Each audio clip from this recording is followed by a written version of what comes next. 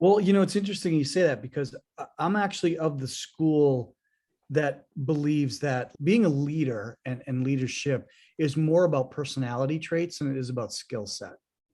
And one of the best examples of that is you could look at General Schwarzkopf, who was in the Army during the first Gulf War, and also General Patton during World War II. Now, if anything is more regimented, more structured, and is exactly the same, no matter who you are, it's the United States military, right?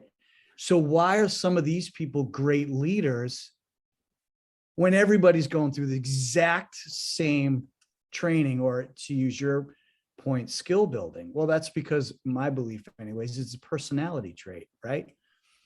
So if we assume that that's right for a second, what are those? Like, what are the traits or the personality components that make somebody a great leader? I think one of them, and I always resort to this, is positivity. You have to be somewhat, and I would argue mostly positive as a person to be a great and effective leader, right? I mean, if you're not positive, you're going to negatively affect the team, the group, the whatever it is, right? Are you saying like someone overly optimistic, or like, let's say someone that always says, we'll figure it out? Like, I mean, there's different types of positive levels, right? That's a great point. I think optimistic is that you always believe it's going to work out, right? Positivity means regardless of how it's going to work out, you're going to be positive about it, regardless of if the outcome is nowhere close to what you thought it was. So you can be optimistic and be positive.